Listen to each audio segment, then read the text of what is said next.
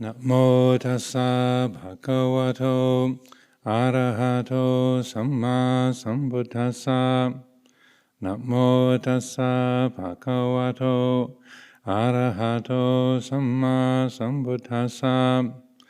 Namo tassa bhagavato arahato samma sambuddhassa. Buddhang dhammang sanghang namasami.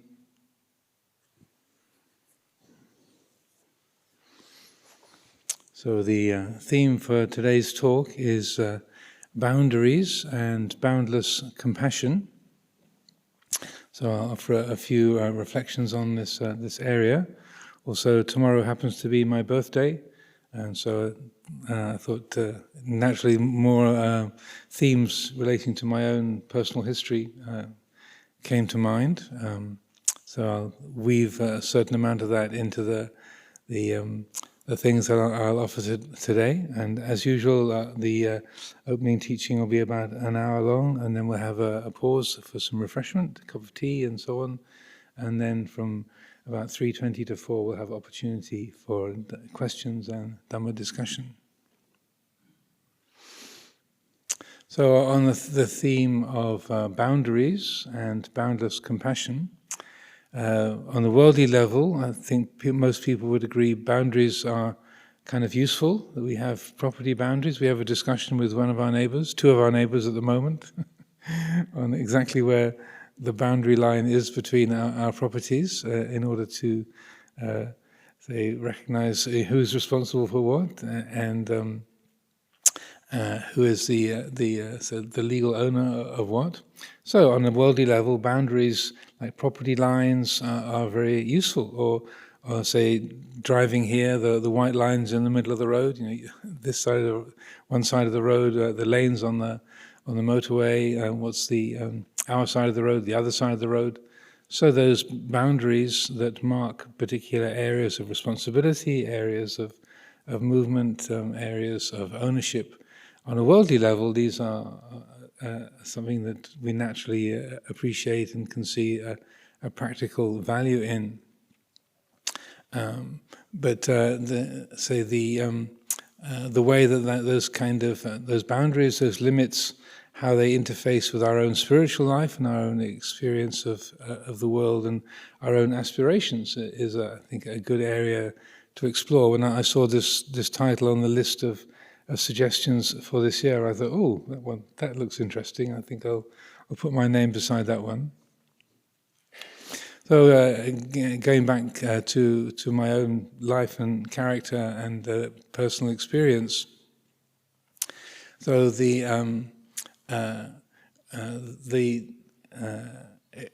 two chief experiences or two aspects of my childhood growing up that were very noticeable, that were very, very striking in my life, were the resentment of having boundaries and limits and not wanting to be told where I could go or what I could do, so and that sense of who decides, or why is there a line there, or what makes this a boundary or a limit, and in that respect, and a few years ago. Now, 8 years ago, I was sharing my 60th birthday with a good friend. We were at kindergarten together, primary school together, secondary school together.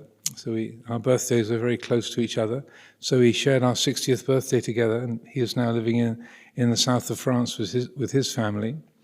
So one of the things he reminded me of when we were together for our 60th, 8 years ago, was that he had this vivid memory of us being in the sandpit at the kindergarten, and it was during a break in the school day, and then the bell rang. One of the school teachers rang the bell for the children to come back into the classroom, and he remembers me saying to him, the two of us in the sandpit, when the bell was rung by one of the teachers, "Just because they ring the bell, it doesn't mean that we have to go." So the seeds of anarchy were sowed quite young. I don't remember that, but he remembered. That was one of our first meetings. Was me trying to persuade him to lawlessness. So that sense of well, that's where a line is, but why? Who drew the line, and why do we have to obey it? So that sense of wanting to push against boundaries, or feeling resentful or limited by various boundaries and barriers in life, and so that was one profound force in my childhood, and then through my teens in particular. And so going into my teens, I was very prone to pushing boundaries. I went to school here in England, and to fairly strict uniform-wearing all-boys schools. I wasn't a boarder. Both of my parents had been boarders at school and hated boarding, so my sisters and I were always day pupils, but we went to those kind of private schools where you learn to speak with a posh accent and so on and so forth. And so that they were fairly restrictive and very rule-laden, custom-laden. So going through my teens, I was pushing a lot of boundaries, and I only managed to not be kicked out of my secondary school through the intervention of a couple of very compassionate masters who refused to sanction me being expelled. I was never told who, but I was told that a couple of the masters had stuck up for me and said, no, I definitely shouldn't be kicked out. So thankful to those nameless school teachers who saved my bacon, saved my reputation at that time. But anyway, I was certainly pushing boundaries and breaking a lot of rules and testing limits, and had many, many heated exchanges with my father, mostly about the length of my hair.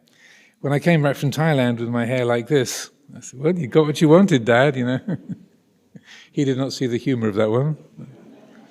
I got the haircut you were always after. I had sort of thick, bushy hair as a teenager. So that sense of pushing boundaries and resenting limits was a constant theme of me growing up, in the sense of longing for freedom, but always resenting, or meeting obstruction, meeting limitation, and resenting that. And the other driving force in my childhood and growing up, I would say, was that of compassion. I was very sensitive towards the lives of other creatures, other people, other beings. And so I cared very, very strongly about the suffering of others. And I've told the story a few times of how when, I don't remember this either, but when I was very small, and we had a little black and white television in our farmhouse. I lived in Kent on a farm, and sitting watching the television with my two sisters, my two older sisters, and it was apparently we were watching Heidi, and my two sisters were sort of glued to the screen with fascination. And Heidi's quite a sad story. There's this the young sort of sickly girl who is burdened by disease and difficulty. And anyway, long story. But the story of Heidi has got some very sad features in it. And my mother coming into the sitting room where we're watching the TV, and my sister sort of glued to the screen with avid interest, and me sitting there with tears pouring down my face. And so she said, yes, she thought, funny boy. So in some other respects, I was a kind of very average, rough and tumble sort of lad, but I did have very strong feelings and was very, very upset by any kind of suffering of others. So again, as I've mentioned in a few talks in the past, the family forbade me from watching Bambi. I didn't see Bambi till I was on an aeroplane when I was in my 30s. And then I realized, oh, that's why I wasn't allowed to watch this. Opening out with Bambi's little dear, his mother being shot, I would have been inconsolable. So I said, why can't I watch Bambi? But it was like, no, just don't ask, you can't. So there's a few things like that that were forbidden to me, because I was very, very tearful, very easily moved, and then when there was something that was very painful for others, I would be easily inconsolable. So, growing up, that sense of altruism, wanting to help everybody and help other beings and live in a way that was beneficial, and say, supportive of others and help to relieve the suffering of others, that quality of compassion was a very strong force in my world. So then, coming into contact with the monastery, the way I came into monastic life was I'd been to university in London, and just to graduate, I did a degree in psychology and physiology. I studied psychology, with the vain hope that I would be studying something about my own mind. And it would help me to understand my own mind, but it was much more experimentally focused, and it's a lot to do with statistics and rats and pigeons. And if you talked about your own mind in an essay or a paper that you submitted for a tutorial, then you got a D-.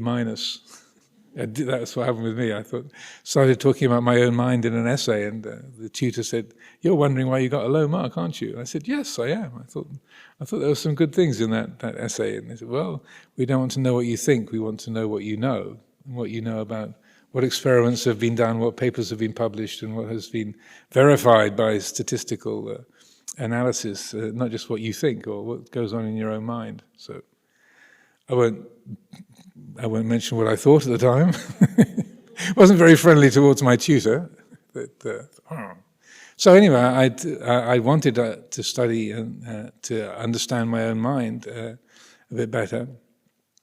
But anyway, so after I'd finished university, then I decided to go traveling in the East, because even though I had that kind of anarchistic tendencies and defying authorities and structures, and I didn't really like organized religion at all, it seemed that the words of various mystic teachers and contemplatives, people like the Islamic poet Rumi, the Sufi poet Rumi, or the words of Ramana Maharshi or Chuang-Tzu or Lao-Tzu in China, these were the kind of voices that when I read their words, I thought, yes, whatever this person did to arrive at that place of understanding, I'll do it. So I didn't really care whether it was Taoism or Hinduism or Islam or whatever. The nature of the method didn't really bother me. It was just whatever the pathway that gets to that kind of place of realization, that way of relating to the world, understanding the world, yeah, I'll do it. I'm interested.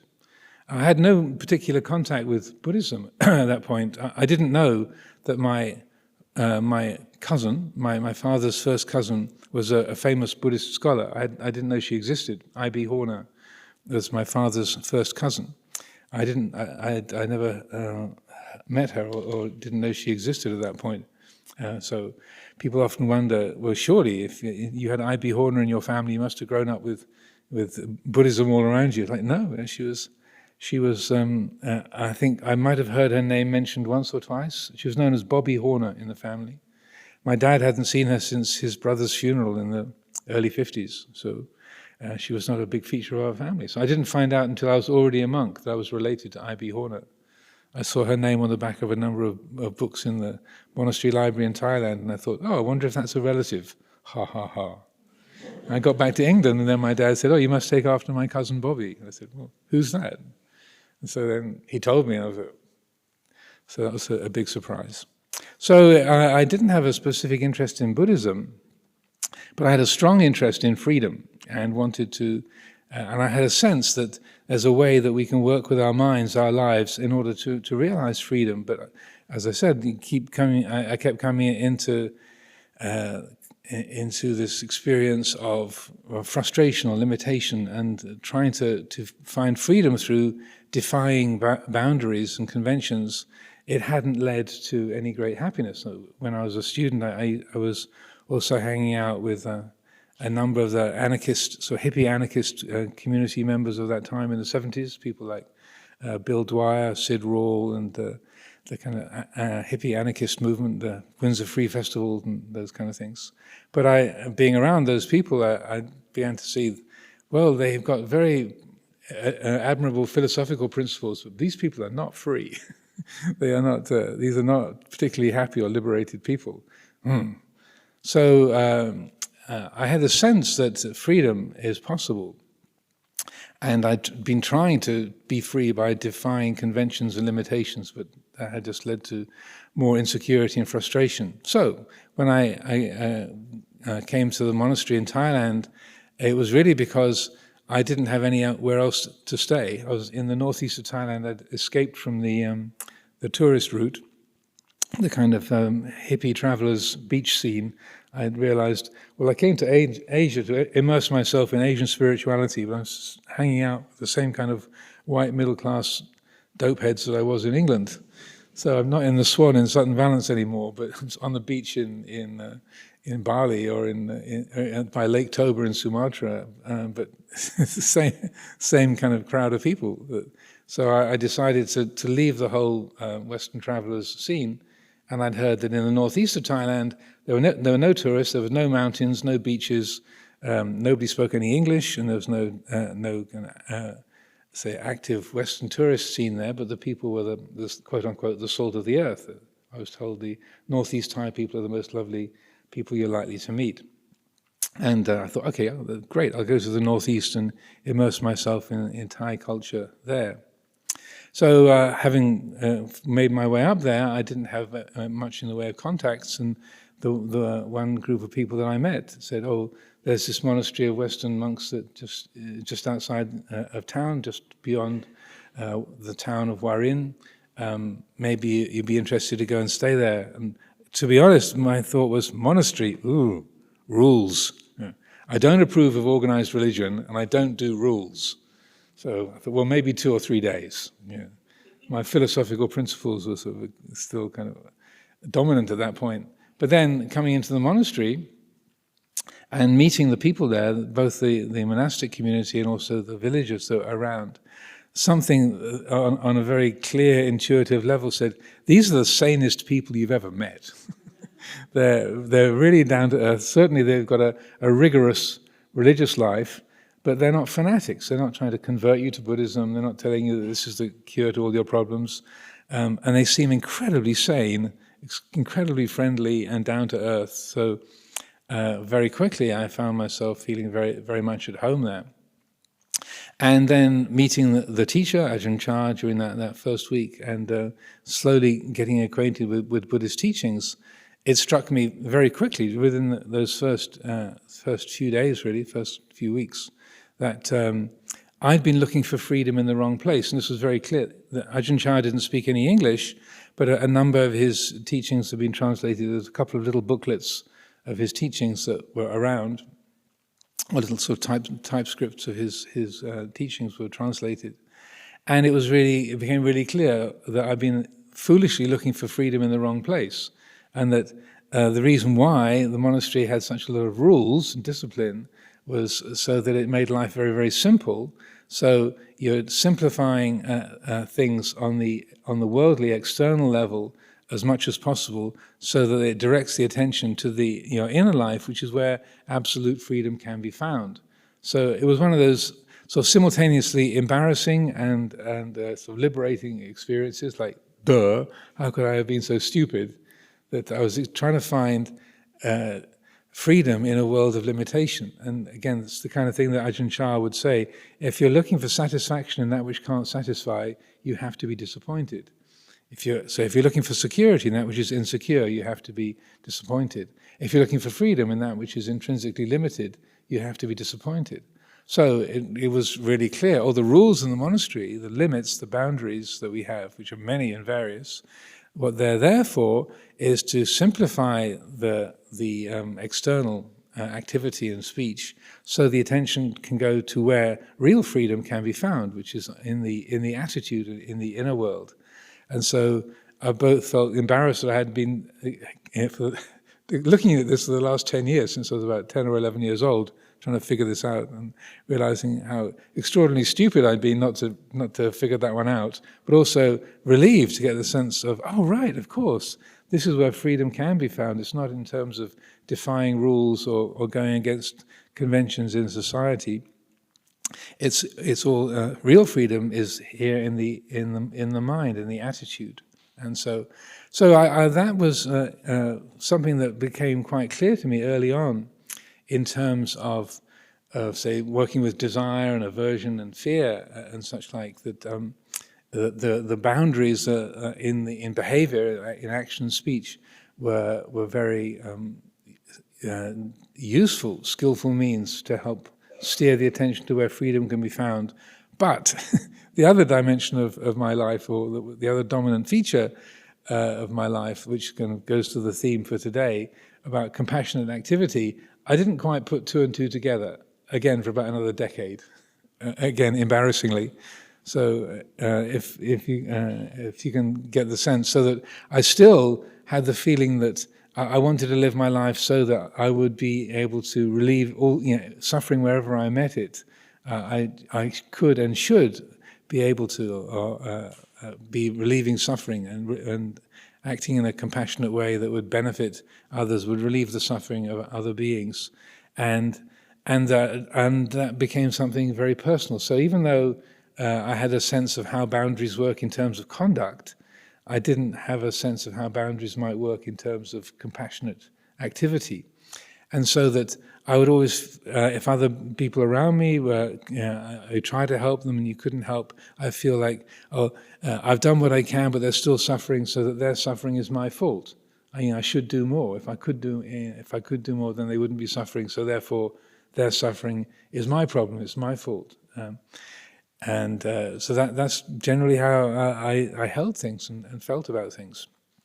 So through I was in Thailand for a couple of years, and then came back to England just after my first reigns as a monk. My father had a heart attack in October of 1979, so I came scooting back to England and joined the new community at Chithurst. Ajahn Sumedho and the community had just moved out of London from Hampstead to Chithurst House, and so at the end of 1979, I joined the community there. The nuns community had just begun. The first 4 nuns, Sister Rochana, Sister Sundara, Sister Chandasiri, and Sister Tanisara, the first 4. I was there for their 8 precept ceremony about a week after I arrived from Thailand.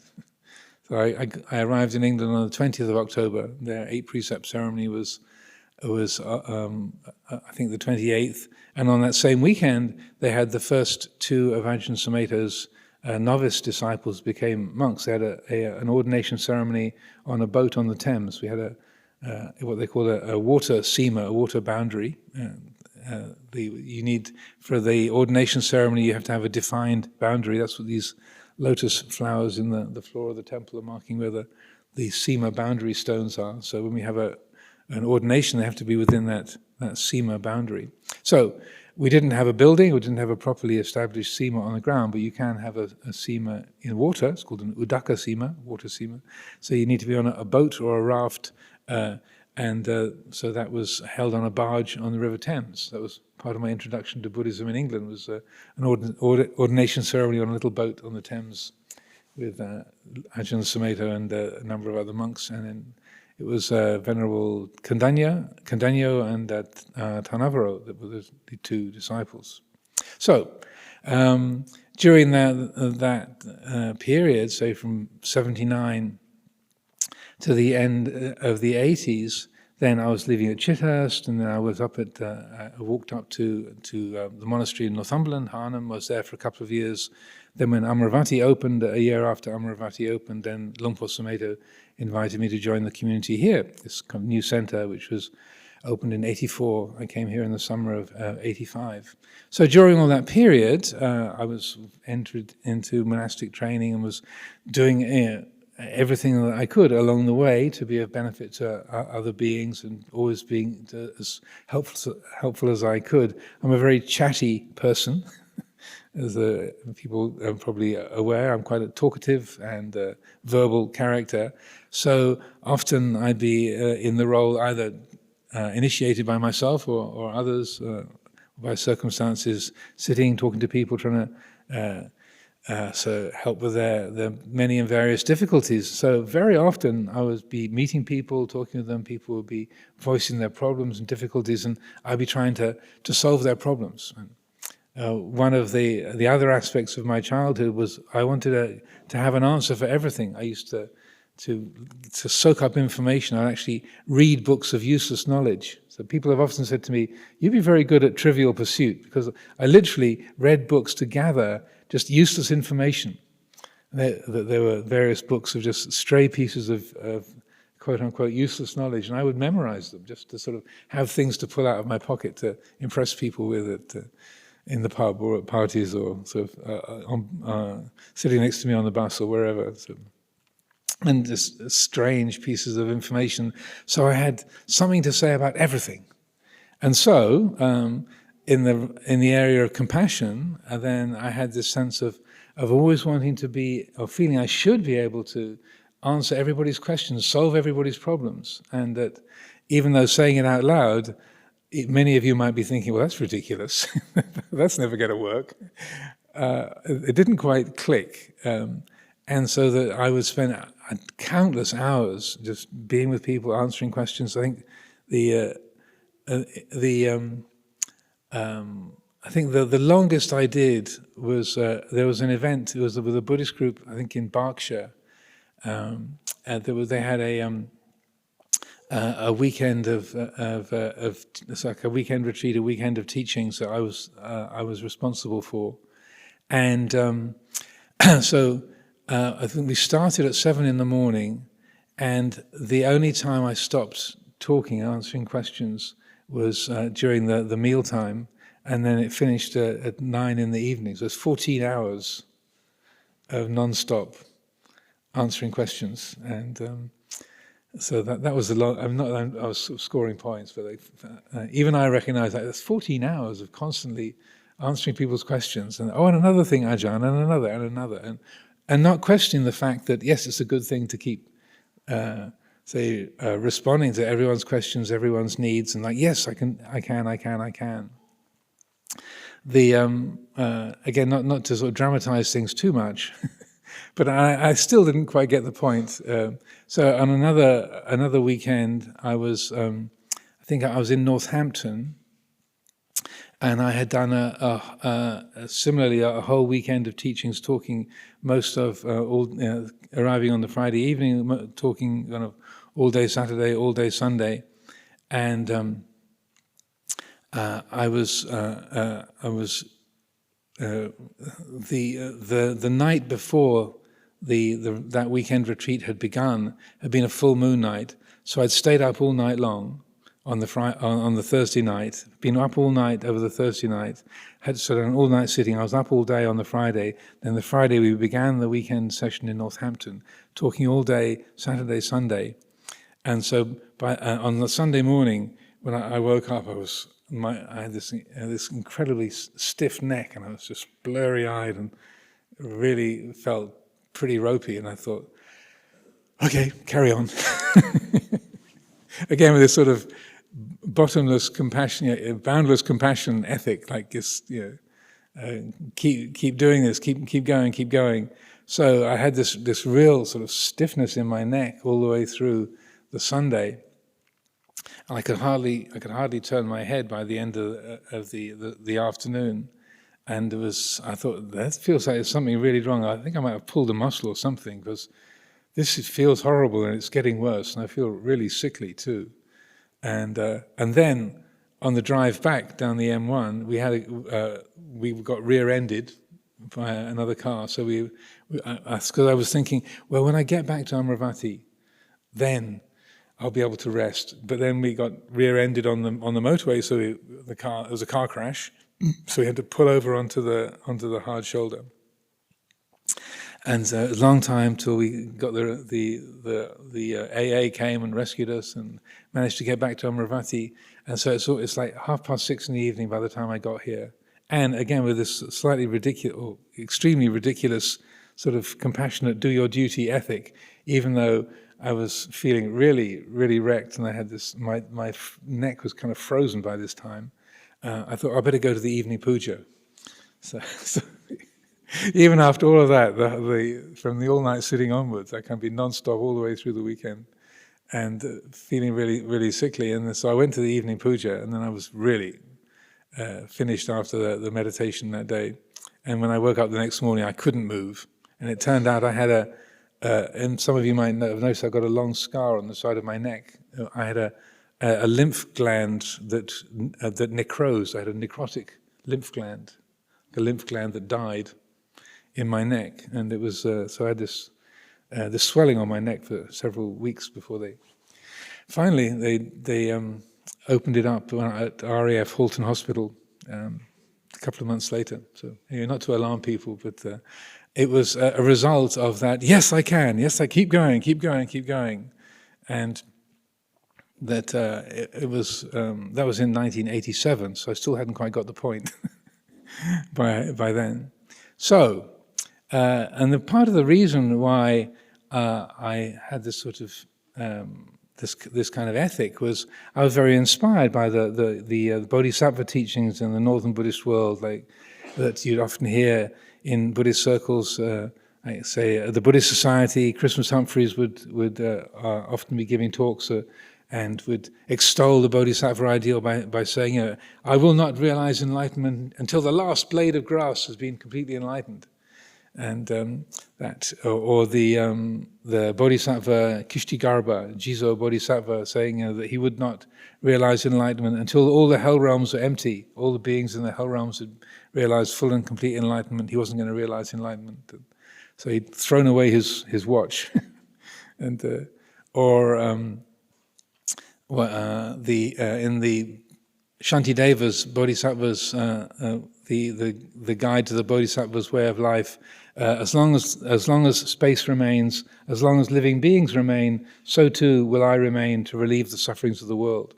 So I was really inspired by those kind of teachings, and I thought, well, this is how you do it. This is more is better in this respect. So you should have boundless compassion. And so I didn't think very reflectively about all this, but I just kept pushing things, and have the scars to prove it, literally. So I was very grateful for the because I had this lump in my neck. Just to go on to back to that for a moment, it was the doctors, the local doctors in the GP surgery and so on, had a great deal of difficulty diagnosing what was wrong. It might be a pulled muscle, it might be cancer, it might be some kind of other kind of infection.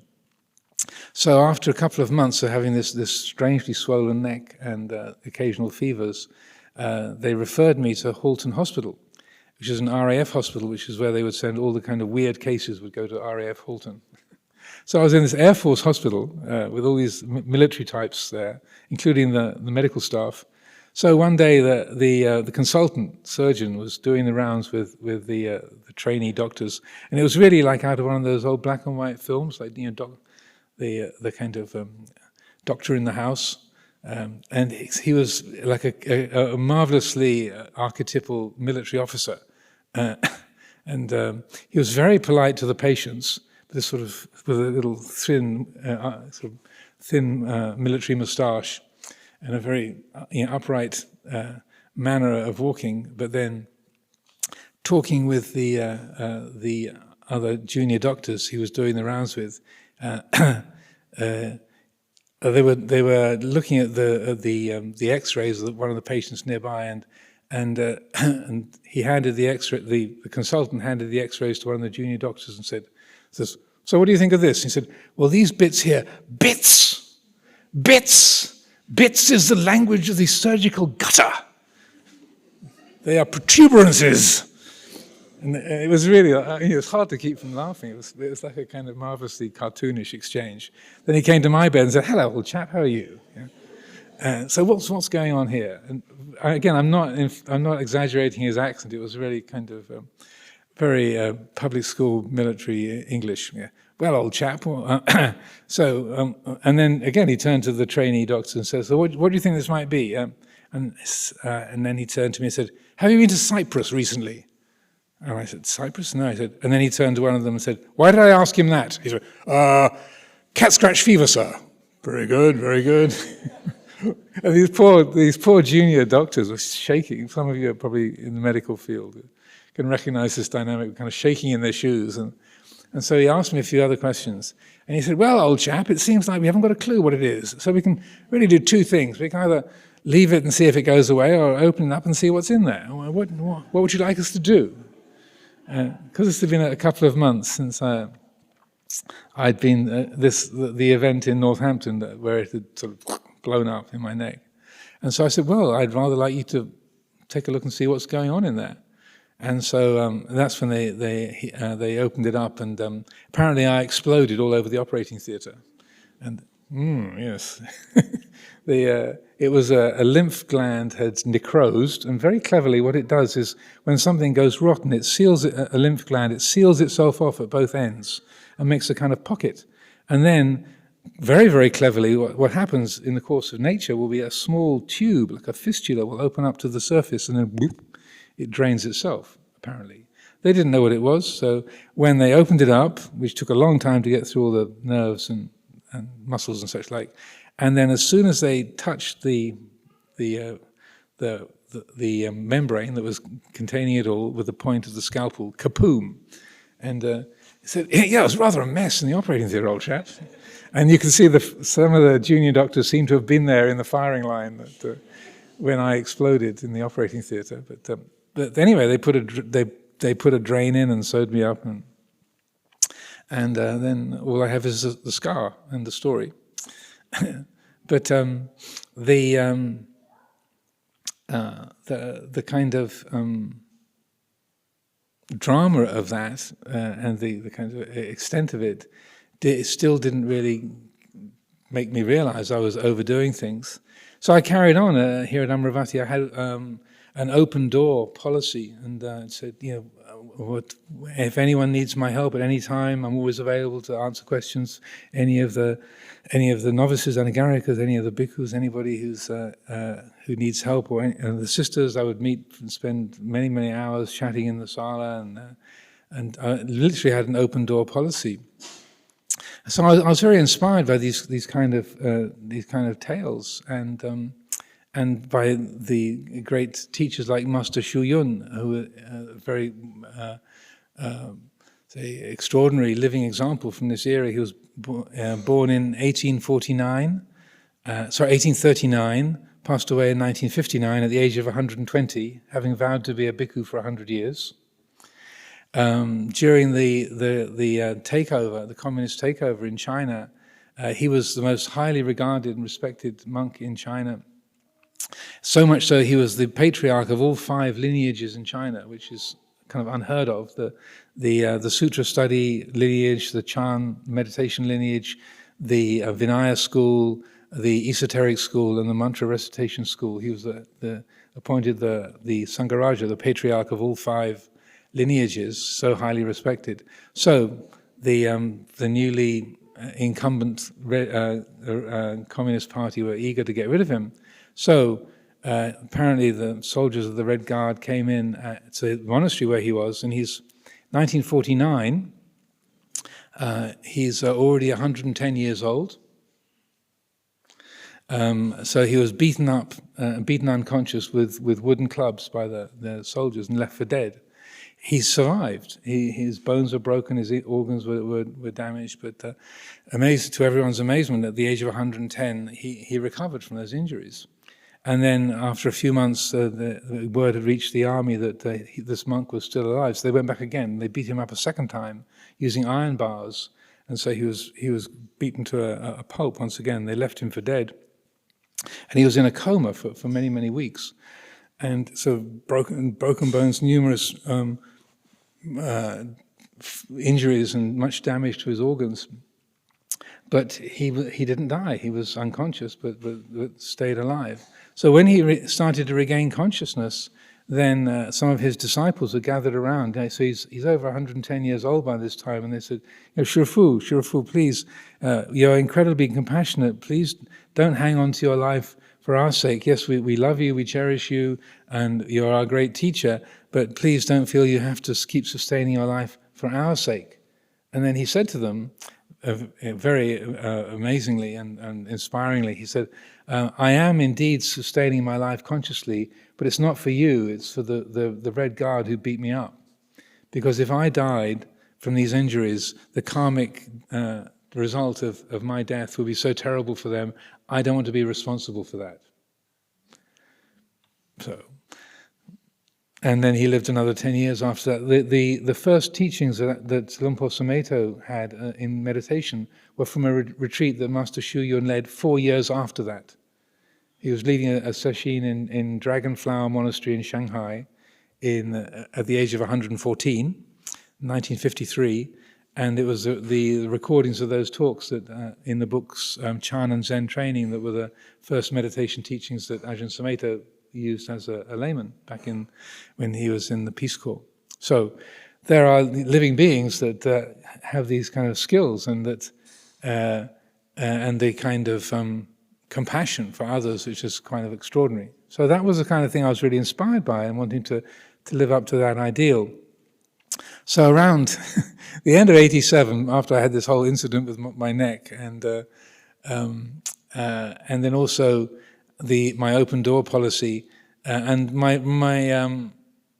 when I felt sort of tired or overwhelmed, I thought, well, I'm just not trying hard enough. I need to sort of crank up the spiritual practices I'm doing. I just need to do more practices so I have more strength to do more stuff for more people. That was again, you must think, this guy's an idiot. But that was my response in those days, until somewhere in that period, I began to realize this is not working. Something on a very kind of a survival instinct or something on a very profound intuitive level realized this is not working. This is not helpful. And also I began to notice that sometimes that interacting with some people, present company accepted, I'm not thinking of anybody in this room, just in case you're wondering, was that sometimes there'll be this kind of bottomless pit effect, that no matter how much time you spent with someone, they'd always have a yes and, but Ajahn, what about? And then it was like you're giving a junkie a continual supply of their drug of choice, that you're caring and you're wanting to help, but you're just feeding that someone's dependency and that this kind of bottomless pit of need. And rather than actually helping, like giving a junkie, a heroin addict, a good supply of really good drug, you're not helping them in many ways. And so there began to be this feeling. Also, I started to really notice that some other of my monastic companions who had a similar attitude, that when they were going out of their way to be helpful to particular individuals, then it was actually creating a lot of division. They were spending so much time with this particular needy person, or looking after another person's particular needs or wishes, that they would be really out of harmony with the rest of the community. Or the Ajahn would, Lumpur Sumedho would say, don't spend so much time with that person. You're a monk. She's a layperson. She's got her own problems. That you can't take responsibility for this person's life. Things are getting out of balance. And then at first, when Lumpur would scold a monk like that, I think, he's really hard-hearted, he doesn't care. I don't agree with the Ajahn. Grumble, grumble, grumble. During this period, I began to think, I think he was right. Because it's just there can be this unconscious neediness that you're feeding by being constantly available. And so that sense of things being out of balance and just not being able to sustain that. And I began to see that the examples that I have in terms of Lumpur Cha, Lumpur Sumedho, and the Buddha himself, they didn't function in this open door, I'm always available 100% of the time. There were limits, there were boundaries that they set. And in particular, one of the things I found really striking was in the teachings, there are quite a number of times when the Buddha is giving advice. He'll give a piece of, someone's really lost the plot, or they're making some stupid mistake, or they're going to do something really, really destructive or harmful for themselves or others, and he'll give instruction 3 times. He'll say the same thing 3 times over, and if after the 3rd time the person is determined to go ahead with that action, he just lets them do it. He says, okay, the Tathagata has made he's given his instruction 3 times. That's the limit. Beyond that, then there's nothing more I can do. There's no more that can be done. And again, when I'd read that in the scriptures, sometimes I thought, well, that's not very kind. He could have used his psychic powers to, maneuver this or tweak that. And then going back to that, then the sense of, I think I'm beginning to get a sense of the wisdom of that rather than feeding everybody's need that's based on all kinds of different reasons, that you make your input according to wisdom as well as you can, and that you having made that 3 times over, then you leave a person to make their own choices, look after themselves, and learn from their own mistakes, to learn from their own actions. And it's not out of being hard-hearted. It's not out of not caring. It's a recognition of your own capacity, and also not taking responsibility for somebody else's actions and karma and their attitudes. So that took a while, and that was a good 10 years into my monastic life before I started to twig that. So I'm a slow learner, I appreciate, in some respects. But it also reminded me, when I was a novice, and again I told this story many times, how, and I've forgotten this, but I suddenly remembered during that period, when I was a novice at Wat Pah Nanachat in northeast Thailand, there's very few people spoke English in that region. So mostly when visitors came from the local area, the abbot, who spoke very good Thai and the local dialect, the Phasa Isan, he would meet and talk with the visitors.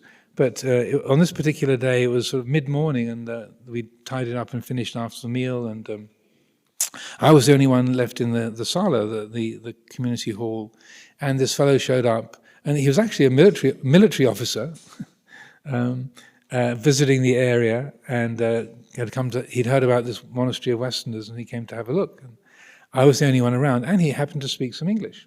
So we got chatting, and he was asking about the place, and then about who I was and where I came from. And anyway, along the way, we got onto the subject of compassion and compassionate activity and trying to be a help to society.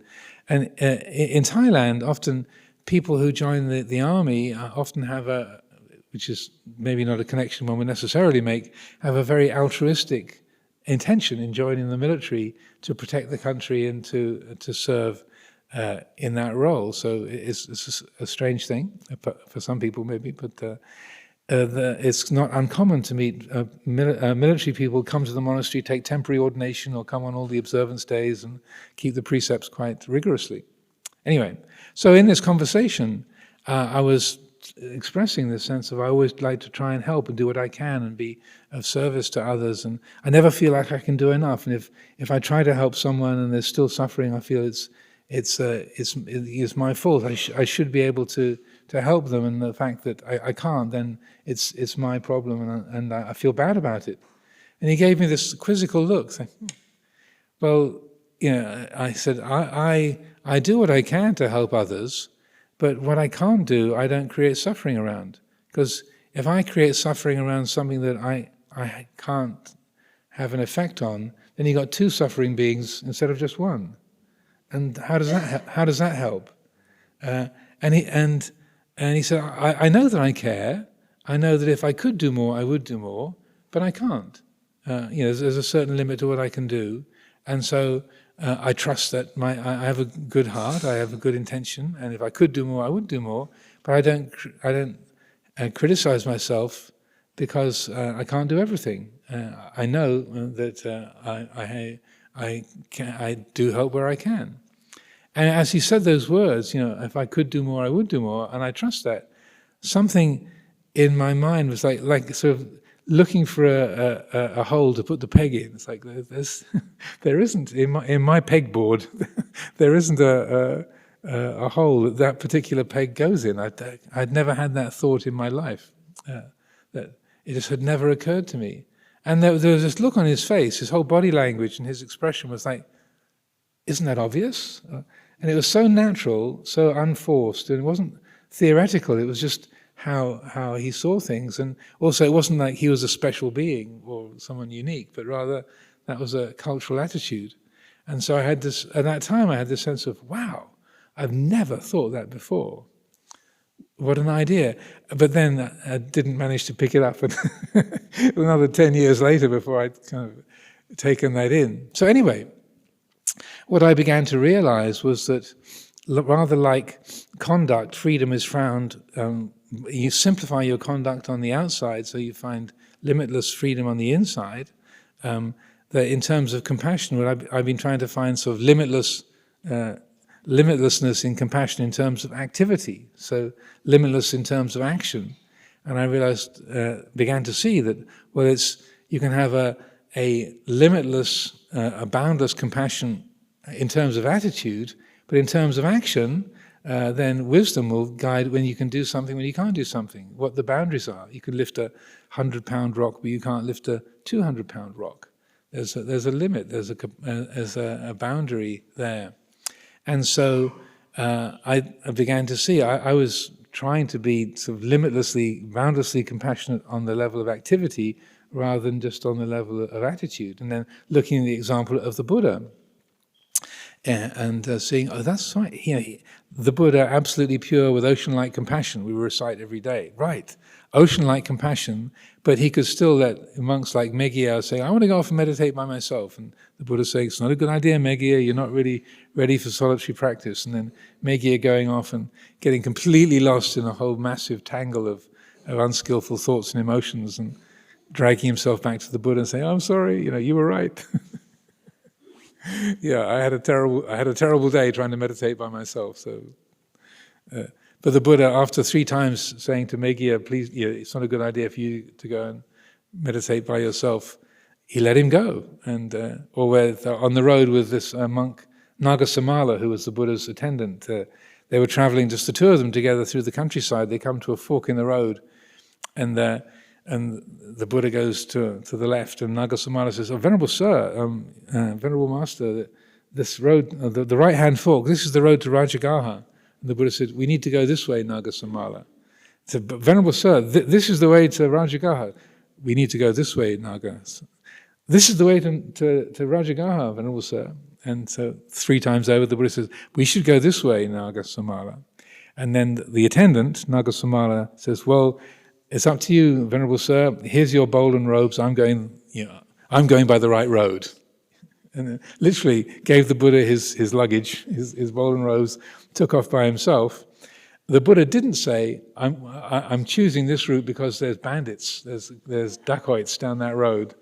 He didn't say that. Nagasamala went down that road, got attacked by a bunch of bandits, got beaten up, his bowl broken, his robes torn, makes his way back through the countryside, cross country, rejoins the Buddha. Said, I now understand why you wanted to take this road. So the Buddha, he could have said, Nagasamala, there is a bunch of dacoits down that road. If we go that way, we will be attacked, and that'll be bad karma for them and painful for us. So let's go this way. He didn't say that. He could have done, and he didn't. He let his junior monk go and get beaten up out of compassion. Venerable Khosla is my attendant at the moment, so.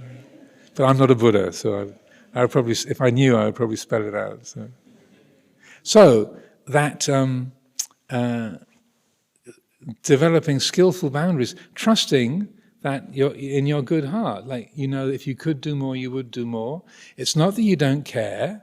It's not that you don't empathize with the suffering of another, but I've done what I can, and that's it. So at that time, I developed a little sign for my door, whereas my door had literally been sort of open on the corridor in the monks' vihara where I lived. Then I wrote a little sign saying, delighting in solitude. So I would hang up on my door from time to time. And it's interesting because when I started to not be available all the time and not volunteering for every washing up period or every work task or every teaching engagement, I started to say, no, someone else can do it. There was a certain amount of, why are you being so selfish? And so I was criticized a few times in that era, but I knew what I was doing. And also there was a sense of not just relief to have a bit more hours to myself during the day, but a sense of, okay, now things are back more in balance. This is closer to the middle way. And that it was this sort of idealistic attachment to the last blade of grass and till the hells are empty, that kind of well-intended aspiration. But I realized that, I had the sense that it's more to do with the attitude, boundlessness in attitude, but then when that boundless compassion is there in attitude, and that's combined with wisdom and mindfulness, satipanya, then you can, that sense of judgment of what can be done, what can't be done, what's the right amount of time to spend with someone, and to be able to say, look, we've been talking together for an hour, you asked me the same thing 3 times over, I've given you the same answer 3 times over, there's not much point carrying on. It's not that I don't care, but I think this is enough. Have a nice day. And not because you don't care. And sometimes in that kind of dynamic, sometimes people will be weeping, saying, "But Ajahn, you can't leave me. You can't do this to me." I said, "Well, it's not me doing it to you. It's your issue. I do care, but time is up." And I must say also, the more senior you get, the easier it is to get away with that. If you're younger and a bit more junior and more on a kind of a par with people, then it takes a bit more negotiation or a bit more sort of emotional strings there. But it's one advantage of seniority and the aging process, I have noticed. So anyway, I thought maybe to finish with sharing what I feel is a really archetypal teaching, a central teaching about compassion. And it highlights the contrast between the southern tradition and the northern tradition, Theravada, Mahayana. And in the northern world, Buddhist world, the emphasis is on compassion. So there's teachings about I won't be enlightened until the last blade of grass is liberated, or until the hells are empty, Kishtagarbha, Bodhisattva will not realize enlightenment, and so on. So the compassion is really given a central place. And in Theravada, it's slightly different. So this is a teaching called the Siddhaka Sutta, or the Bamboo Acrobats. It's in the connected discourses about the foundations of mindfulness, chapter 47, sutta number 19, I looked up. So Samyutta 47, sutta number 19, the Bamboo Acrobats. And the scenario is these street theatre performers in India. And there's a father who holds up a bamboo pole, and the little daughter, whose nickname is Frying Pan, Metakalika, and so the dad says, "You climb up the pole, do your performances, and I'll watch out for you. You watch out for me, and that way you'll be able to perform your tricks on the pole, climb down safely, and we'll get a good fee from the crowd." And she said, "No, you're wrong, Master, Dad. You hold up the pole. I'll climb up. I'll do my tricks and performance up the pole. I'll look out for me. You look out for you, and that's the way I'll be able to do my performance well. I'll get down safely from the pole, and we'll get a good fee from the crowd." So the Buddha's telling the story. He says, in this case, the child is correct, and the adult is incorrect. That's the child is in the right, or has got the most skillful attitude in this respect. And how is it that we look after ourselves in the most effective way? And he says, by practicing the four foundations of mindfulness. Mindfulness of the body, mindfulness of feelings, mindfulness of mind states, and then mindfulness of things in terms of Dhamma, things in particularly focusing on the quality of change. The four foundations of mindfulness. But then he says, but part two, along with that, we can also help ourselves by helping others. And so, yes, the best way of helping others is to help yourself.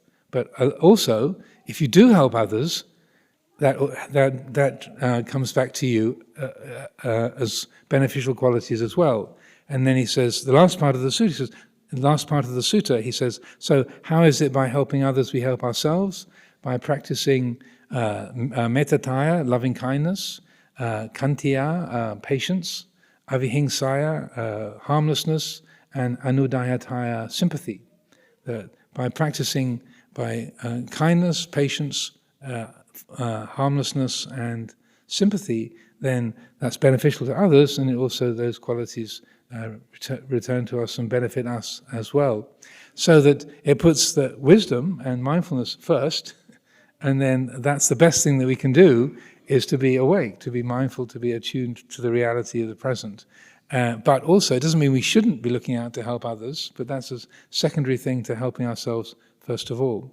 So it's a very short sutta, it's quite compact, but I feel it's a very good indication of that's the central ethos of the Southern Buddhist, of the Pali tradition, the Theravada world, is that the best thing we can do, the most compassionate action we can do, is to be mindful and wise, and to not be looking for limitlessness or making the best of our life just through the amount of action we take to help other beings, but rather, if we're mindful and wise, then we will, and we guide this life towards enlightenment. That's the best thing that we can do. And along the way, the degree to which we help others, it helps them, and it helps us too. So that in that way, we are not shutting ourselves off in a foolish way, like my enlightenment is benefiting the world, therefore I don't care about you. He doesn't say that. It's like there's a part one and a part two. It's like, yes, we do care about action with respect to others, but the primary focus is bringing this life to the quality of full enlightenment. And so that, as Ajahn Chah put it to Ajahn Sumedho many, many years ago, the Vinaya is all about holding on, do this, don't do that. It's all about sort of boundaries and limits and forms. The Dhamma is all about limitlessness, about letting go, about the unborn, the unconditioned, the uncreated. And this is what we practice, the Dhamma and the Vinaya as a unit. When Ajahn Chah said that to him, he thought, oh, so that okay, he's going to explain how the Vinaya and holding on and the Dhamma and letting go, how they work together. And all Ajahn Chah said to him was, when you figure out how that works, you'll be fine. So I'll leave my reflections there for today and offer this for consideration. We can start. So anyone who has a question, please take up the microphone so everyone can hear what the question is. So, and please, if it's good if it can be questions relating to the theme of the day, rather than something totally tangential. So please, if anyone has any questions, then go right ahead. I wanted to ask you, Ajahn, it's actually about the fourth precept. I know it's not kind of directly related, but it's something I really kind of don't understand. And that was related to like white lies, whether, a Buddhist can tell a white lie. Well, that came up last week. Yes, it was about the human condition and the value of sila and morality. So the one record of the Buddha giving instruction to his son Rahula when he was a young novice was all about not lying, let alone white lies, not even telling a lie as a joke. So in Buddhist. In the Buddhist approach, any kind of lying is going to be productive of harmful consequences. So you look at the intention behind it. Also, the requirement or the encouragement is not that you have to give every detail all the time. So again, like I was saying, the Buddha sometimes gave instructions 3 times and let people make stupid mistakes. He also let people misunderstand him. So that there's some occasions where he spoke and somebody got the wrong end of the stick and misunderstood him, and he didn't say, "That's not what I meant," or "You're misreading it." Sometimes he did, but sometimes he let people misunderstand things. So rather than telling white lies, if you have some skill with speech, you can change the subject. You can say something that is true, but is not necessarily giving the whole story. Depends how quickly you can think. But also the main thing is the intention, because also once you've told a lie, even if it's a quote-unquote white lie, then you have to sustain it. Or it's found out that you were lying, and then that creates a breach of trust, and then that has this ongoing painful consequences. Thank you. So anyway, please, any other questions, particularly from today's theme? Yes, so can you use the microphone?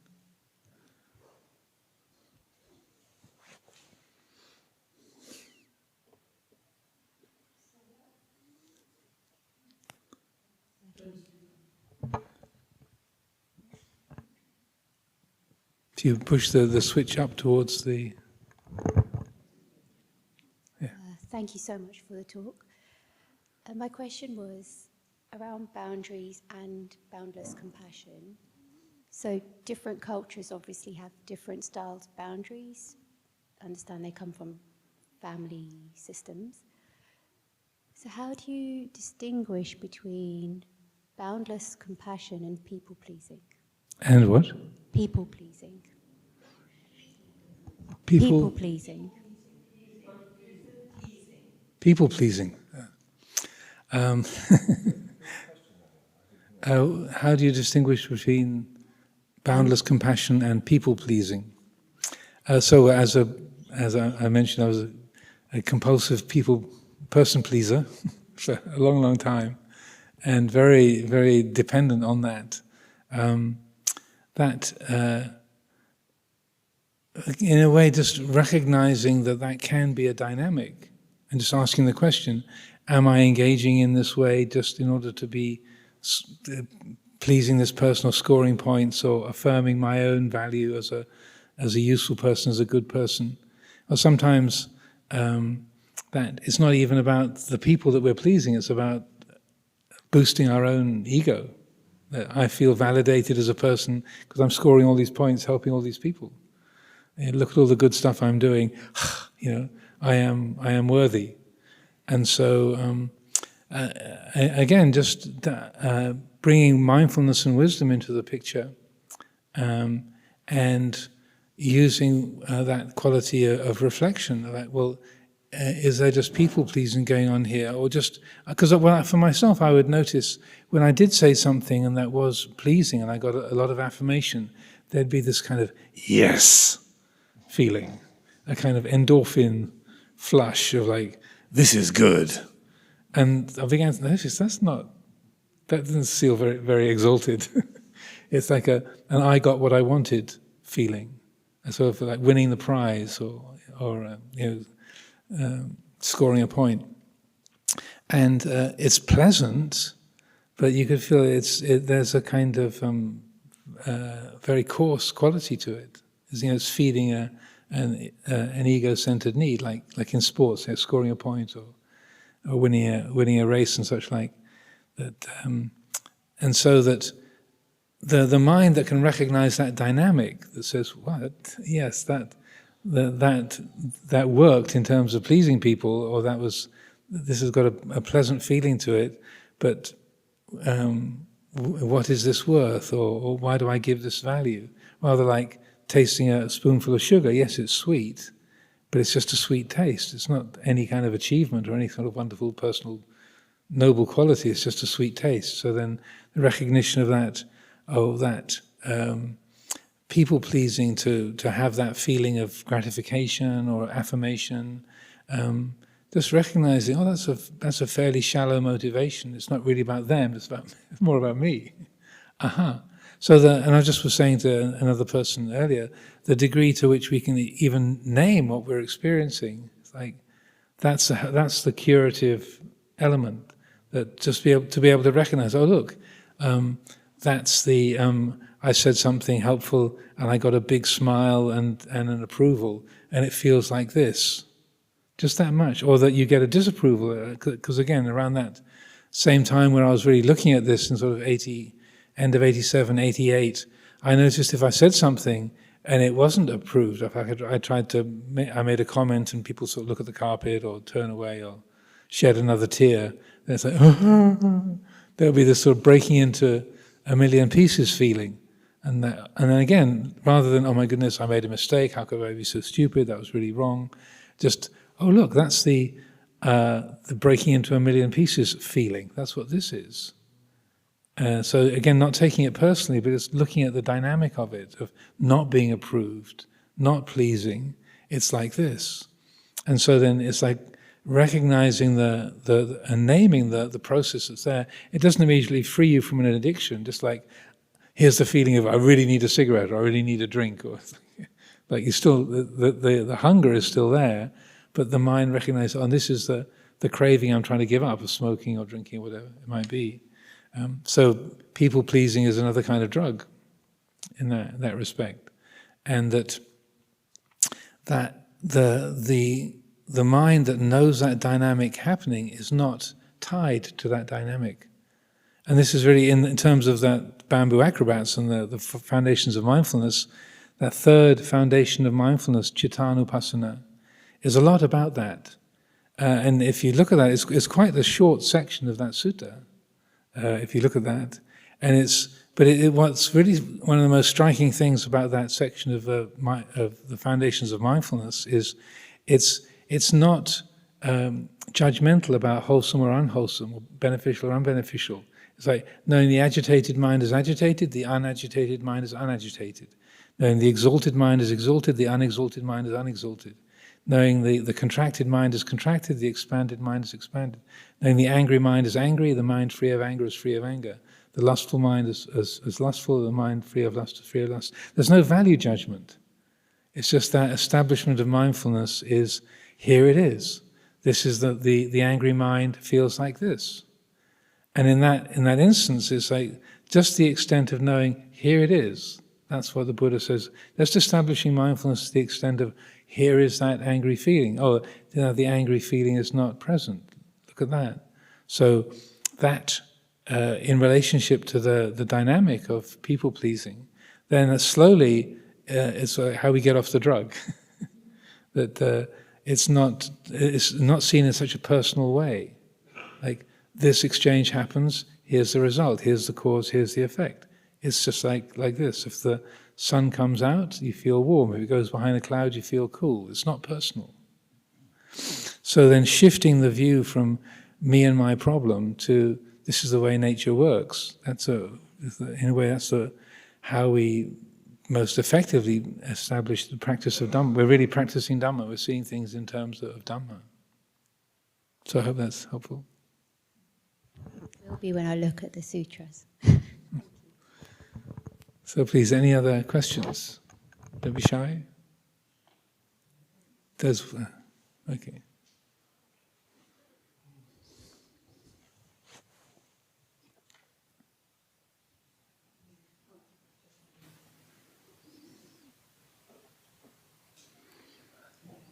Can you hear me okay? Yeah, yes. Good.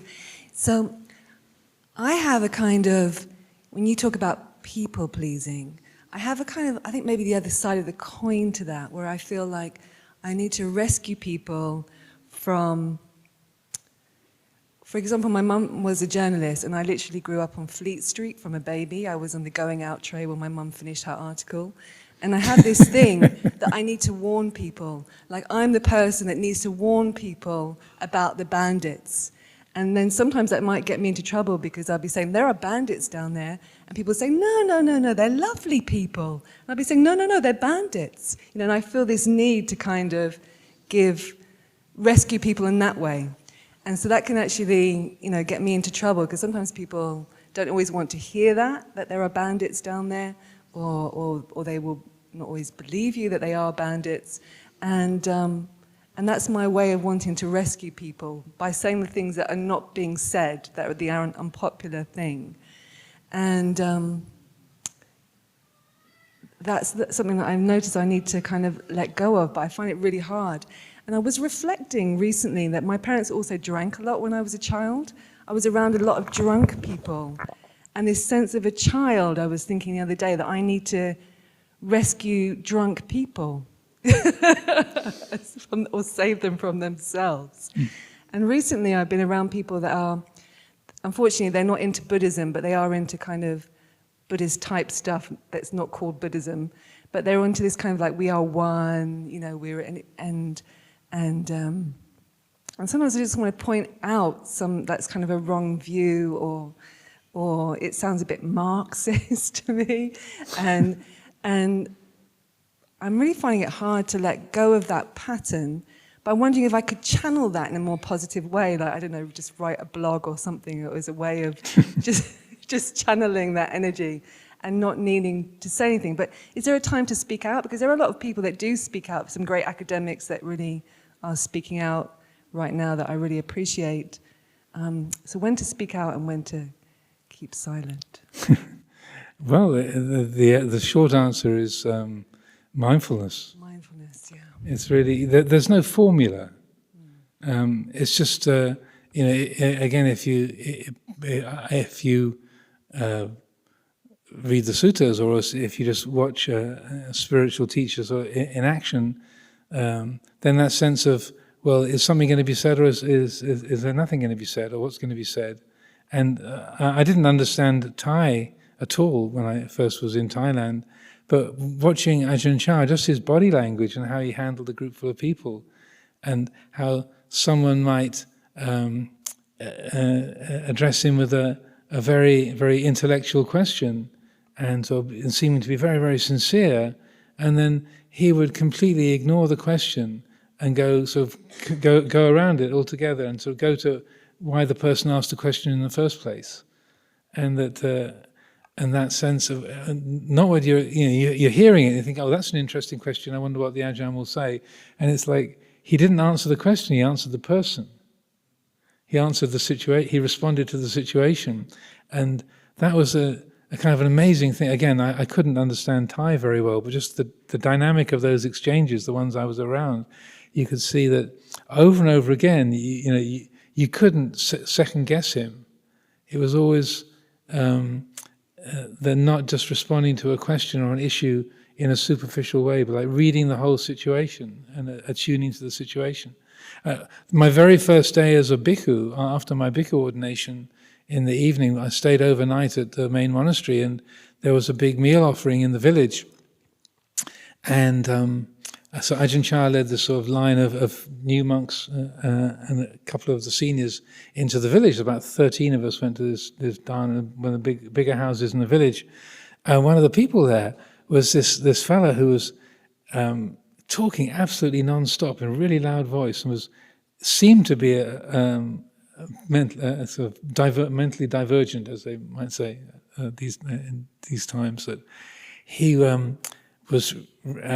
Everyone else was sitting very, very quietly and very sort of modest and quiet and sort of restrained, as one would around Ajahn Chah and a group of sangha coming into the home. This guy was kind of ranting on and on. He's very excited and in a very loud voice, and you could see that Ajahn Chah wasn't waiting for him to finish.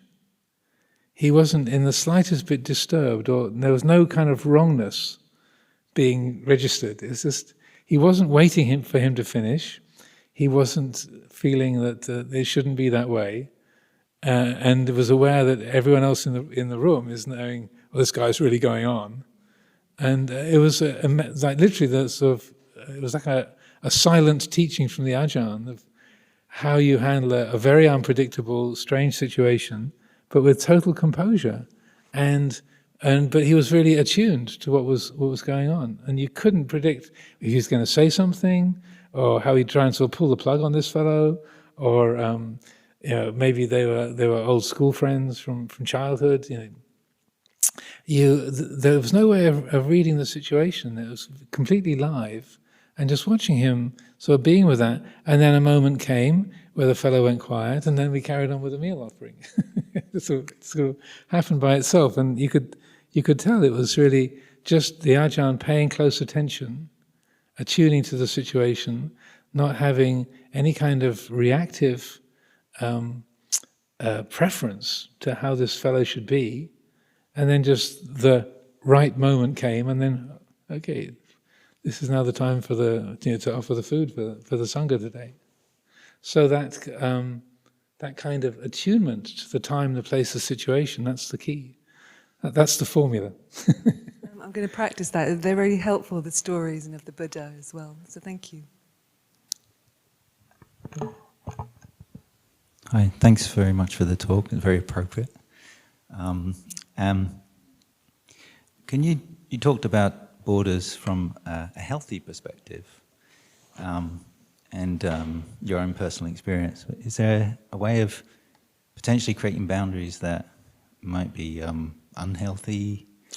Stonewalling, for instance, comes to mind, and qualities What's where the one that comes to mind? Stonewalling, like in a marriage situation, or other boundaries that you might put up against other people that create a lot of distancing, unhealthy distancing potentially. So maybe could you talk about, the lack of wisdom potentially, and how you might create boundaries unknowingly that are damaging to relationships? So probably an infinite way of creating unhelpful boundaries. You know, there's you mentioned stonewalling, but as in boundary disputes, just on the physical level, that people literally being murdered over a hedge. It's not just figuratively, but in actuality. So socially, we can create those out of defensiveness, out of egotism, out of opinionatedness, judging other social groups. It really is, I would say, virtually infinite. The number of ways we can create self and other and a fixed boundary between, so that the creation of skillful boundaries and the skillful use of boundaries is kind of a refined activity relating to those in a skillful way. The majority of those kind of lines that we draw as human beings can be related to in unskillful ways based on egotism, greed, hatred, delusion, social, religious affiliation, social affiliation, your age, your gender, your color, all kinds of things. And so that the life abounds with a lot of those kind of limits and definitions, designations that we relate to in extremely unskillful ways. We create an identity around being a journalist or a doctor or a man or a woman, or being a Buddhist or not a Buddhist, or the vast array of things. We say that this is what I am and I am not that. That's the other lot. And if that's, if we can use the word boundary in those respects, I think we create a lot of those lines in our lives and define what we are by that, and get very defensive. So that the skillful use of structures and conventions and forms, I feel it's one of the extraordinary strengths of Buddhist practice. In most religious forms, those kind of lines and boundaries and structures tend to be taken as absolutes. This is the truth. And if you're outside that line, you're wrong and bad and evil. If you're inside the line, you're one of the chosen, you belong, you're one of the faithful, etc. You're pure like us, but you're not like that other lot. So I feel within Buddhism, and particularly I think Luang Por Chah, Luang Por Sumedho, are extraordinarily, and obviously I'm biased. It's my team, my dad, my granddad, so I'm biased. But that skillful use of forms and structures and boundaries, like with Ajahn Chah, he was known as an extremely strict monk. The local saying in that part of northeast Thailand was 3 months at Wat Bapong, Ajahn Chah's monastery, was like 10 years at any other monastery. It was very rigorous, very demanding. But when you met him, you realized this man has no limits. This is the freest person in the world. Even though he's sitting there talking to people 15 hours a day. I did 14 hours in one day. That was kind of like, it was so unusual I can even bring it into a Dhamma talk. He was doing that every day for 10, 20, 30 years. Just not 14 or 15 hours every day, but regularly from after the mealtime at about 9 in the morning, through the day, the afternoon, into the evening, nighttime, up to midnight. Not uncommon. Not uncommon. When the last time I was really with him, just before the Rains Retreat in 1979, they were doing ordination ceremonies every evening before the start of the Rains Retreat. And so we'd have the ordinations from about 6 in the evening through to about 10 or 11, and then the ceremonies would finish, people would sit around, ask questions, they'd be sitting, talking with him, up until midnight, 1 o'clock in the morning. Sometimes he'd still be there, ding, ding, ding, that's the bell going at 3 a.m.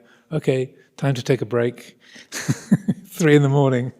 And then, out for the alms round at 5 o'clock, So, but yeah, no, so extremely rigorous, extremely demanding.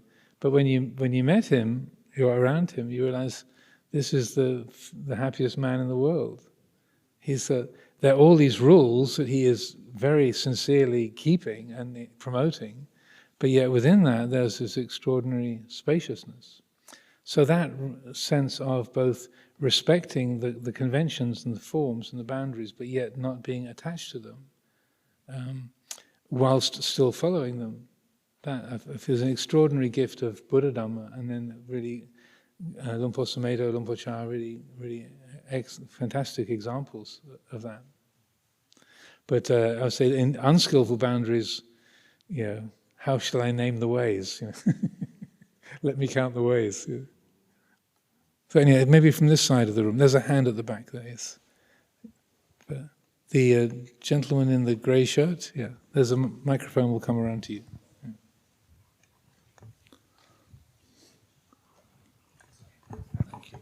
Hello, thank you. So we was talking about disputes and boundaries, which I think is obviously one of the key problems between nation states at the moment at an economic level and military as well, wars, etc. And it's clear that obviously it's conventionally true in the sense that it exists, this boundary between nation states. But the competitive relationship between nation states is obviously causing major problems, and the current model is failing really because we're getting more and more global problems like climate change and more poverty and wars like Israel and Palestine. So I suppose the question is in relation to this is how do we need to begin to unify at a humanitarian level, people like you, people like the Dalai Lama, etc., who see reality more from a humanitarian perspective or wise perspective, rather than a nation-centric perspective of boundaries, etc., for some form of change, because obviously the current national model, which is competitive, is failing to address the global problems that we face in the 21st century. So interesting to hear your comment on that. Thank you. Yeah, thank you. It's an age-old issue. As you're speaking, I was reminded of some of the comments of the first astronauts who were in orbit around the Earth, how they noticed that there are no borders between nations were noticeable. Very, very rarely was there any line visible on the ground that marked a boundary between nations. That it was very, very clear that in terms of the reality of global life, that those borders, those boundaries are very arbitrary. And for some of them, it was quite a mystical experience of those astronauts that seeing that. My goodness. We got USA written on the outside of the capsule, but where are the lines? And so that there is that recognition, I feel, in our sort of spiritual nature, our heart of hearts. As living beings, we know that, we recognize that, but that's not the only agent in the play. It's not the only voice around the table. And so unfortunately, I would say there's a lot to do with self-view and identity, that we often create our identity by opposing something that we're not. We're not that lot.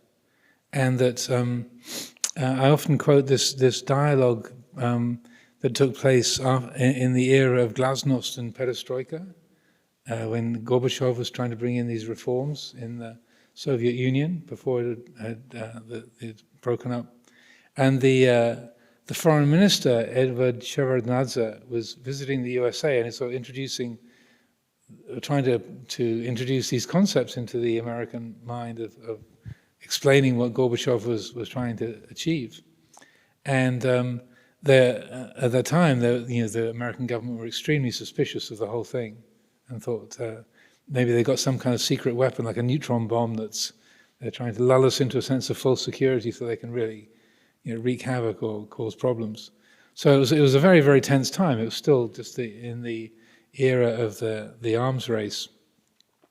Anyway, so as I've often quoted, and the report of this meeting that I was very struck by, so he's meeting with a group of American politicians in Washington, D.C., and then around the table he says, and forgive my bad Russian accent, "We are going to do something terrible to you." And so there's this kind of, and he kind of played it up. He sort of let this pregnant pause hover in the room. He kind of looked around and said, "We are going to deprive you of an enemy." So that was about 1990, 89, 1990. And so I thought it was psychologically extremely insightful, because America had defined itself by being opposed to the Soviet Union. They're that lot, they're the communists, they're the bad guys. And so, again, I'm not a political scientist, and I so don't take sides with political parties and such like, but just in terms of human dynamics, I think that Mr. Shevardnadze was right on the button, because within a few years, and again, I don't want to make any sweeping statements, but at that time, then within a couple of years, communism wasn't a problem, but Islam was. There was the invasion of Iraq and the kind of wars in the Middle East. It suddenly became the communism wasn't the threat, but Islam was. Again, that's a very sweeping statement, and I realize we're being recorded. But it's like we individually and culturally we define who we are by having something to be opposed to, and so we might think, well, having so many enemies or so much conflict, if we could just work out a way of being peaceful, it would be great. Yes, to part of us, but for some of us, peace and plenty is terrible. If there's just there's a kind of absence of a conflict or a challenge, then what am I? What does life mean? And it does, obviously, we're sort of Buddhist contemplatives, and they say, well, it's a great opportunity, peace and plenty, great. You know, the monastery life, having things quiet, having peaceful, having basic supports for life, fantastic. But this is the kind of people who gather for a Sunday afternoon in a Buddhist monastery. But much of society doesn't function on that level. I'm not to be sounding too kind of inflated or prejudiced, but that's not how a lot of the world functions. And we get an identity by adhering to a particular sports team, a nation, being opposed to another nation. We're not that lot across the river. We're not, we're not like them, that other town. We're this. This is us lot. We're not Americans. We're Canadians. We're not French. We're British. We're not that lot. We're not Europeans. We're English. And so that sense of defined being, which in Pali is, you can use the word bhavatanha, the craving for defined being, that we love that. That's the drug of choice for much of human society. I am this. And even in ordinary, everyday kind of household life, it's kind of interesting, and I bring this up for people to consider. Sometimes when you've answered your emails, you've done the housework, you've got back from the job, you're sitting at home, you plunk yourself down, and then you go, thank goodness, that's done. And then you breathe out, and there's a sort of a moment of satisfaction for 3 or 4 seconds, and then there's I should be doing something, or there's this kind of unease. I'm not reading anybody's. If you think, how did he know? This is statistically very likely. It's not psychic power. There's this unease, and then, oh my goodness, I've got to get ready for this evening. Oh right, there's a thing I have to do to be stressed about, and something in us feels relieved. Or there's all those other emails I've got to reply to. Oh right, so it's a thing for me to do. But even in that little moment of undefined being, it's like, what am I? What is life worth? And so it's interesting that in the country, again, I'm not a political scientist, but the suicide rate, the rates of alcohol, prescription drug abuse are regularly found to be highest in the countries that are most peaceful and politically stable. And in countries where life is more challenging and there's more sort of stress socially and politically, the drug abuse and suicide is at a much lower rate. So when we have peace and plenty, sometimes we don't know what to do with it. We can stay at home and drink, and or do something. That we can't feel comfortable. And so that's why I say I think the key issue is self-view, and and the sense of ego that has to be defined. So that again, these are sweeping statements, but the more that there can be a focus on letting go of self-view and changing the view of our life to see it in terms of nature rather than in terms of me and mine, then that peace and plenty is great, fantastic. What a wonderful opportunity, rather than that being life is meaningless. I've got a full stomach. I've got a good job. I have no particular ailments. It's worthless. What do I do? Life is meaningless, because that's when our life is based on self-view. Then that is experienced as terrifying, as awful. And so that some kind of defined being, even having a problem, having an unrequitable romance, or something that we've done that's unforgivable, sometimes it's kind of, we feel grateful to have something terrible in our past that gives us a definition of who and what I am, even if it's you've lost a limb, or you've committed a crime, or you've caused someone's desperate injury. That it's going to be a thing that's there. I can define myself. I caused that accident. I can't be forgiven. It's a horrible thing to say, but for sometimes it's like, that defines what I am. And I first had a sense of this when I was about 9. And I remember one of the children's comics that I would read, I forget which one, but there was the hero of one of these sets of stories was a little boy in a wheelchair. And I had this feeling, yes, if only I was in a wheelchair, I wouldn't have all these expectations. I wouldn't have all I would be able to be something. And I actually, when in the village where I lived in Kent, I had a crash on my bicycle.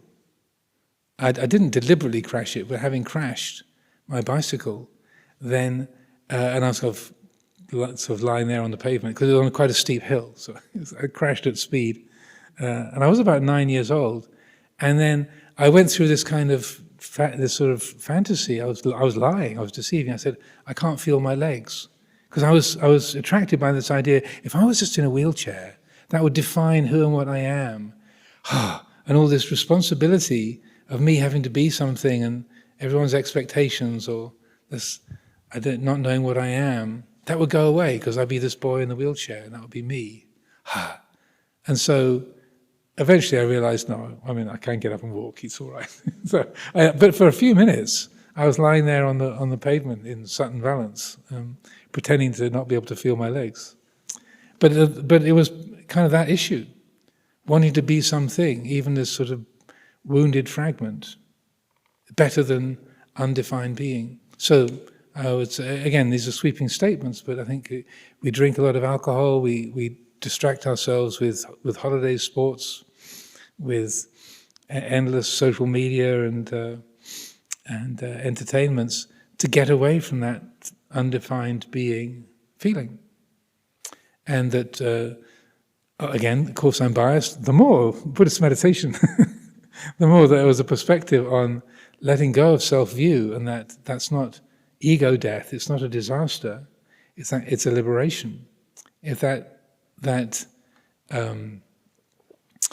if there was a change of perspective in our society to make that letting go of self-view, then we would really be able to find a great quality of fulfillment. As it happens, shameless self-promotion, I just wrote a book, or a collection of little booklets, with the title Happily Ever After. And they're available here in the lobby of the temple, free, they should be, if there are copies there. So, and then the last of those, there's 5 of them as a set. The last of them the title is Beyond. The title of the whole lot is called Happily Ever After. Then in the last one, I'm talking about this quality of sort of human potential and human fulfillment. And rather than fulfillment in the sort of Western middle class model of a comfortable retirement, getting your kids into good universities, having a good pension plan, and a decent retirement home, that we can do better than that with our lives. That we can have better, more valuable, more useful goals to look forward to than just physical comfort and financial security. But we can actually make use of this life and the spiritual potential that we have. So if we really want to live happily ever after, then we'll let go of self-view and realize stream entry. So that's the theme of those. Again, shameless self-promotion out there in the lobby. You can help yourself to a copy. But I do feel it's an important theme because it's a massive issue in the Western world, and changing our life goals rather than just coping and having a comfortable retirement, and also the whole issue of assisted suicide. You know, if I can't live life on my own terms, then it's better to have somebody kill me or kill myself. If I can't live life according to my own wishes, then, you know, no point in living. I think that's completely wrong view. In Buddhist terms, that's like absolutely the wrong direction to go. And if we work on our minds, we use Buddhist meditation and the teachings, meditation practice to shift the view, then we realize life has never been on my terms, ever. And that if the attitude towards this life changes, then as the faculties go, or mobility goes, and there's more physical challenges, then we can learn from those, because those can be a source of wisdom and liberation. And so the happily ever after comes not from a good retirement plan and a pension, but from having a really skillful attitude. And that's what guarantees, I would say, to the extent that is embodied, actualized, that is what enables us to really live happily ever after, and to, I would say, flourish as a global society, if we see that letting go of self-centered concerns is not a loss, but rather it helps us to recognize that we are nature. We're part of that. We were never apart from it. And the more that that's embodied, then the more that, and realized as a kind of a potential that we have, and something that's very fruitful and delightful in life, then that helps to break down those boundaries, and we can far more appreciate each other as a shared life, and not be so dependent on my particular birth situation, my country, my occupation, my living situation, my nationality, my gender, and so on. So I see the clock has gone round past 4, so let's leave things there for today.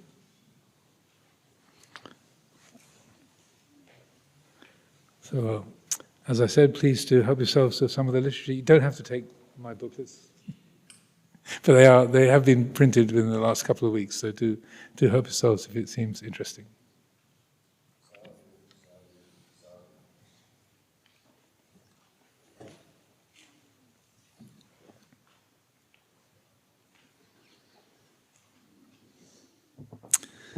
Go well.